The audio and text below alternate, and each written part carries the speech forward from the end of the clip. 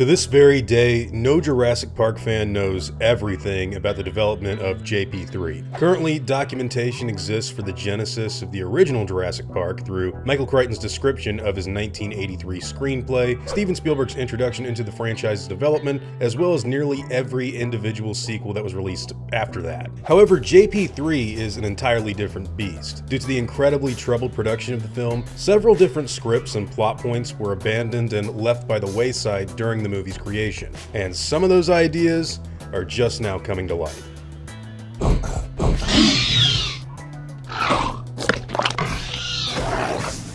Hey guys, hope you're all doing well. Now for today's video, I wanted to talk about an abandoned scene from JP3 that never made it into the final film. This particular scene would have involved an entirely different set of characters, special equipment, and even action scenes that just don't exist in the finished version. Today's scene in question details a motorcycle chase where Alan Grant and the other survivors on the island would try to get away from a pack of velociraptors by revving their bikes off the edge of a cliff just before they let loose their elaborate parasailing gear in order to float away. Now, in the process of doing this, weirdly enough, one of the raptors was actually supposed to jump off of the cliff, fall onto the seat of a motorcycle while it was falling, and pretty much give the illusion that the dinosaur was literally riding the bike all the way down to its inevitable death. Pulls the hang glider out of the backpack as a raptor jumps. I think I drew it so that a raptor jumps after him, and actually the raptor lands on the saddle of the bike and takes it down to the bottom or what have you.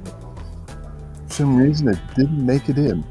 So this would have been a part of one of the drafts for Jurassic Park 3 that would have obviously included the students that got lost on the island, which also happened to have another unrelated scene storyboarded that involved the Spinosaurus, which we'll probably get into in a later video. But right now, in relation to the Velociraptor motorcycle chase, this is actually something that I brought to you guys a couple of years ago after learning about it. The image of Alan Grant on a motorcycle riding from raptors was almost identical to that of the iconic Owen Grady bike chase from 2015's Jurassic World. Only this storyboarded sequence reveals a lot more going on with the scene than I think any of us really would have expected. So one of the things that obviously got memed a lot back in 2015 was the concept of the velociraptors riding the motorcycles. And this happened to be a fun little idea that people would joke about during the buzz and success that Jurassic World acquired when it came out. But I don't think any of us actually believed that having a raptor really ride a bike was something that would have got as far as storyboarded during the development of Jurassic Park 3.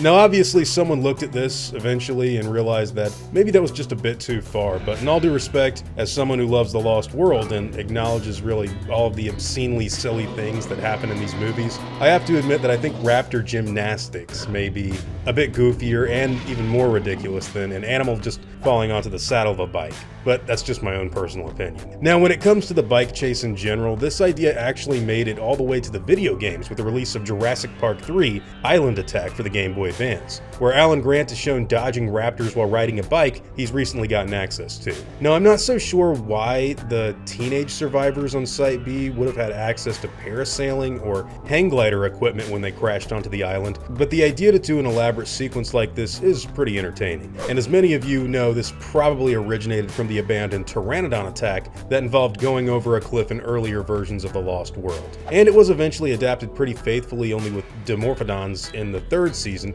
of Jurassic World Camp Cretaceous. However, it's still pretty cool to see an even earlier version of it done differently during the development of Jurassic Park 3. The idea more than likely comes from one of the Jurassic Park 3 scripts that was abandoned right before they started to settle into the idea that they wanted to streamline the story completely. So just before things started to mold into the Pteranodon attacks in the mainland and all of the survivors looking for Eric stuff, the crew would have been working with the whole lost student idea. Personally, I think this is actually a pretty fun angle for a Jurassic Park story to take, and Camp Cretaceous proved that point tenfold with its massive success seen across all 3 seasons of the show so far. So while some of this stuff may not have been adopted early on for JP3, I am glad to see that some form of it was adapted into the series later on. Now, I've already given my thoughts on the bonkers raptor riding a motorcycle idea, but I'd like to hear what all of you guys think. Also, just for fun, I want to know what the craziest or silliest scene is that happened in the entire Jurassic Park franchise for you. Some people will bring up the talking raptor, some will say the gymnastics, others may even say squirming from lava, the Spino being unable to break a wooden door, or something else in the series in general. But hey, whatever your own thoughts happen to be, I'd love to hear them in the comments down below. Now before I go, I'd like to thank all of my game wardens, as well as all of my InGen executives. I'd also like to thank all of my park workers and InGen hunters as well. Guys, it really means the world to me that y'all continue to support what I do, and I never want you to ever forget that. Now, I'd like to thank you all for watching today's video and hope that you all enjoyed the content. If you feel like I deserve it, I'd appreciate the like and hope that you'll consider subscribing if you're interested in hearing from me again. I'll see you all in the next video, guys, and as always, take it easy.